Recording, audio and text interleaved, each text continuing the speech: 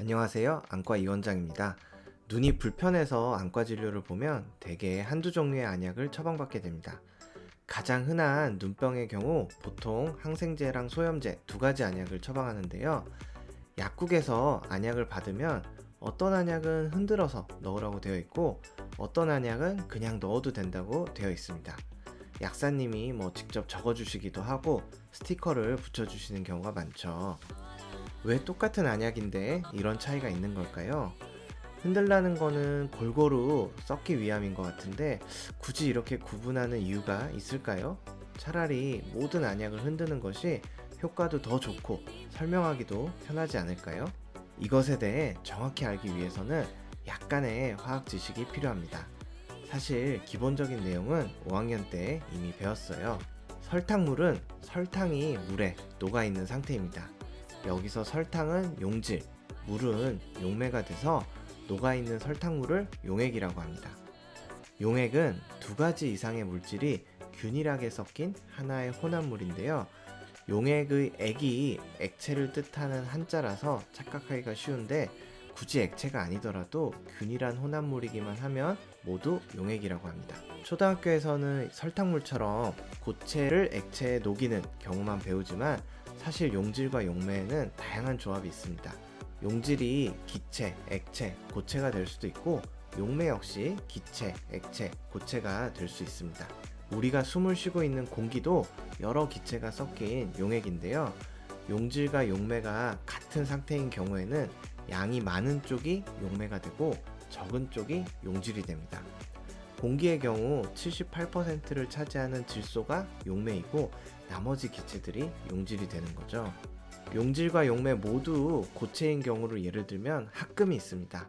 동전은 구리 합금인데 구리가 용매가 되고 나머지 금속들이 용질이 됩니다. 금은 함량에 따라 14K, 18K 등으로 나뉘는데 당연히 금이 용매이고 용질로는 은이나 동, 아연 등이 섞여 있습니다. 하지만 모든 용질이 완벽하게 녹는 건 아니죠.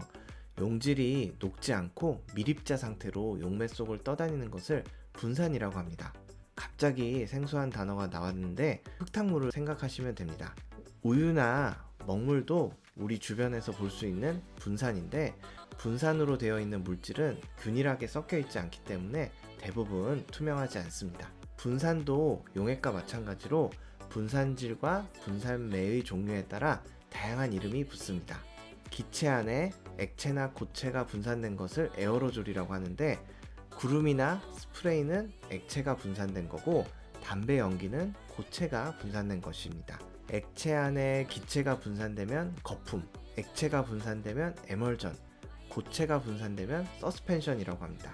마지막으로 고체 안에 기체가 분산된 것도 거품, 액체가 분산된 것은 겔, 고체가 분산된 것은 솔 혹은 합금이라고 합니다. 참고로 기체끼리는 항상 완벽하게 섞이기 때문에 용액이 됩니다. 자, 그럼 다시 오늘의 주제로 돌아와서 우리가 사용하는 안약은 이 중에서 어떤 형태에 해당할까요? 약물의 상태를 제형이라고 하는데 액체가 베이스로 되어 있는 안약은 크게 3개로 구분할 수 있습니다. 약 성분이 완전하게 녹아 있다면 용액, 액체 상태로 떠다닌다면 에멀전, 고체 상태로 떠다닌다면 서스펜션이 되는 것입니다. 대부분의 항생제, 알레르기, 녹내장 안약들이 용액에 해당하는데 이런 용액 안약들은 약 성분이 완전하게 녹아있는 상태이기 때문에 굳이 흔들어서 넣을 필요가 없습니다. 이런 안약들은 넣었을 때도 저만감이 비교적 좋은 편이고 넣고 난 직후에 시력에 미치는 영향도 없습니다. 약 성분이 녹지 않고 액체 상태로 떠다니면 에멀전이 되는데요. 건조증 치료제는 이런 에멀전 형태로 되어 있습니다. 물에 녹지 않는 기름 성분의 사이클로스포린을 피마자유를 운반체로 사용해서 만든 안약인데요. 에멀전은 화장품 덕분에 친숙한 단어가 되었죠. 한자로는 유화액이라고 하는데 말 그대로 우유처럼 만든다는 뜻입니다. 물과 기름처럼 서로 녹지 않는 두 액체를 섞는 것인데 크림과 로션 같은 화장품 제형을 만드는데 중요한 기술입니다. 그리고 우리가 먹는 마요네즈도 식용유와 식초에 여러가지 첨가물들이 들어간 에멀전입니다. 에멀전 안약은 기름 성분이 있기 때문에 저만감이 좋지 않습니다. 넣으면 제법 따끔거리거나 화끈거리고 넣고 나서 잠시 동안 뿌옇게 보이기도 합니다. 눈이 뻑뻑해서 안구건조증 치료제를 넣는 건데 넣을 때마다 따갑고 뿌옇다면 굉장히 불편하겠죠. 그런 이유 때문에 이 건조증 치료제들은 약물의 수능도가 약간 낮은 편입니다. 그리고 이런 에멀전 안약은 오래 세워둔 마요네즈에서 기름층이 분리되는 것처럼 약성분이 고르게 섞여 있지 않을 가능성이 있기 때문에 넣기 전에 흔들어 주는 것이 좋습니다. 최근에는 입자의 크기를 더욱 작게 만든 나노 에멀전 안약도 있어서 저만감이 조금 더 낮고 흔들지 않아도 된다는 장점이 있습니다. 마지막으로 고체 약성분이 녹지 않고 떠다닌다면 서스펜션이 되겠는데요. 서스펜션은 미세한 고체 알갱이가 떠다니는 상태입니다. 소염제 안약, 그리고 일부 항생제, 일부 녹내장 안약들이 여기에 속하고 이런 안약들은 대체로 약효가 강하고 오래가는 편입니다. 대신 입자의 크기가 클수록 넣었을 때 자극감이 있고 넣고 난 후에 침착물 때문에 하얀 눈곱이 낀다고 표현하는 경우도 있습니다.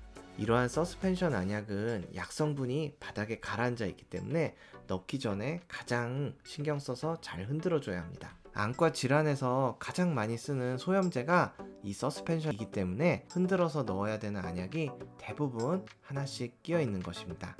궁금증이 해결되셨나요? 내용이 마음에 드셨다면 구독과 좋아요 부탁드립니다.